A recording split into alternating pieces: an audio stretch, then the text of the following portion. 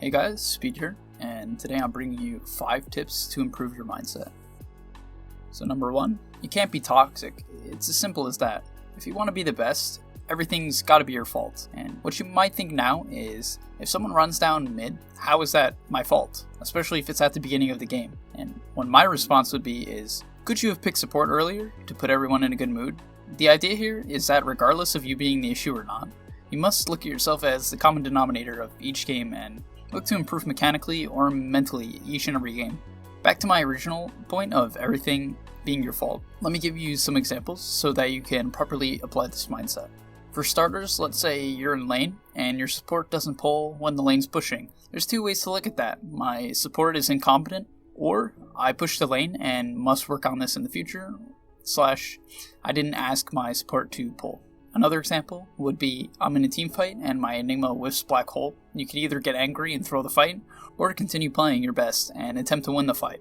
Then afterwards think, could I have baited better so that the Enigma has an easy Black Hole setup? Players way too often look at others not making up for their misplays as their teammates' fault. If you're genuinely interested in getting better, you will take everyone's mistakes and look at them constructively saying, what could have been done better in that situation? Learning 100% begins with your mindset. If you can't focus on your goals because you're too busy blaming teammates, the time it takes you to learn will simply skyrocket. Number 2 is perseverance. The common saying of winners never quit and quitters never win. You gotta step up or be the motivator. If you're stuck at a certain MMR and feel that your mechanical skill is higher than your bracket, consider this. If you're playing at a 50% win rate and constantly think to yourself that if I didn't have feeders or someone underperform, I'd be higher MMR. If that's the case, then you must be the motivator or the star player for a game.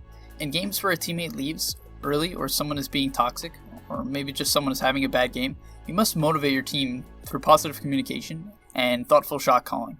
So if you can win 1 out of every 10 games you have truly feed, then after 100 seemingly lost games, you'll be 250 MMR higher. The ability to persevere when all hope seems lost will make great mechanical players reach the next level, and even less talented players still lead teams to victory. Number 3 is accepting your mistakes. This relates to the first point in the sense that you must look at mistakes and learn from them. However, it is also important that you are alright with not being the best. Losing MMR should not be a reason to doubt yourself or stop playing ranked. Everyone wants the best of you, and to be better than them, you must accept the fact that sometimes you'll hit bumps, and you gotta hit these bumps and look at them for a possibility to learn. Learning takes a long time. It took me years of hard work to reach rank 50 after starting from 2.3k MMR. Every great player has been where you are currently, but they were determined or passionate enough to put in the work and time to excel above the rest. If you're unable to accept your mistakes, it's just going to snowball out of control. You're going to go from one game to the next, and you're just going to make a mistake. You're going to make some mistakes earlier. You're going to feed first blood. You're going to go crazy over time, and if you don't manage to take a break and just continue queuing, you're going to spiral out of control. And the main problem with this is maybe not even just losing our MMR in general. The problem with it is that in all of these games, there's no way you're going to learn anything. You're going to be too focused on the fact that you're just not the best you could be. And instead of actually learning ways to be the best you could be, you're just going to be frustrated that you aren't. You have to get rid of this mindset and just accept the fact that you're not going to be perfect.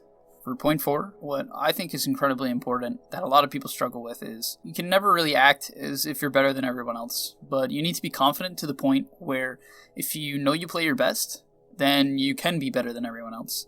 This may seem a little bit confusing at first, but the idea behind silent confidence is that people hate those who brag, right? But it is crucial to believe in yourself. Personally, when I was rising in MMR, I would freak out if I saw 5k players when I was a 4K'er. And because of this, I would doubt myself and simply underperform. I remember a specific Lion game where, my team is telling me to gank mid. This was in the gank heavy meta, and I'm going mid, and I know what I have to do, right? I got a hex from the trees, but I simply doubted myself, and I'm like, this guy's gonna read this, he's a better player than me, so I just didn't do it, and then my whole team got mad at me, the game collapsed from there. It becomes a mess. You have to believe in yourself, you have to know what you're doing is right. So after a while, I adopted this thought process, and with some practice, I followed what I knew was correct and succeeded. Solo queue games can often come down to how much your team trusts you or hates you. Sounding demanding or telling others that they stink because you believe you're better than everyone else is an atrocious way to act. In order to win these games where many of the players seem unstable, you must speak as each player is your idol, right? Set the mood for your team early and compliment teammates for good plays. Don't talk about mistakes in a negative manner. Instead, go back to those moments after the game, watch the replay, and think what could have gone better. And finally, for point 5, don't play for MMR. CCNC discussed this in another Dota psychology video, but the idea is simple, right? Everyone loses MMR. If you care too much about MMR, this will tilt you, Play the game to learn. Be willing to try new heroes. If you lose 200 MMR, expanding your hero pool, it will eventually pay off because you're going to be better suited to win hard games that require specific hero picks to win. What I would say is if you're a player that maybe spams heroes that are out of meta, but you simply spam them to win MMR, try some of the meta. So maybe, you only have to practice them 5 games because they're a good hero, and therefore they're more applicable in a lot of situations. Play the meta heroes. If you're a player that only picks the meta and wins because they only pick meta, maybe you feel like you're not, good enough to win all these games, but you simply do because you pick the strongest heroes, like you pick a Warlock and you heal your safe laner, then maybe pick something that is less meta, maybe Dazzle or some hero that has a lot of potential but simply is just not in the meta in order to get better. So this might seem crazy, right? You're winning games. Why would I change my ways? That doesn't make any sense.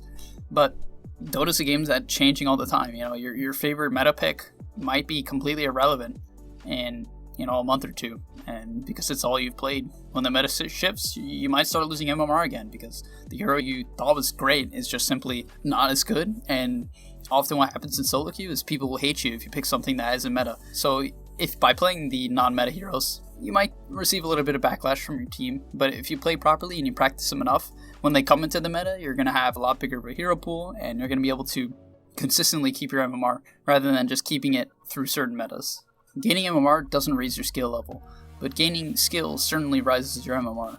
Players who deserve to raise an MMR will. As long as you're patient in changing these bad habits, use the tips I've given, and try to experience Dota from outside your SFTA and Storm hero pool, you'll be able to see Dota as a whole in its beautiful entirety.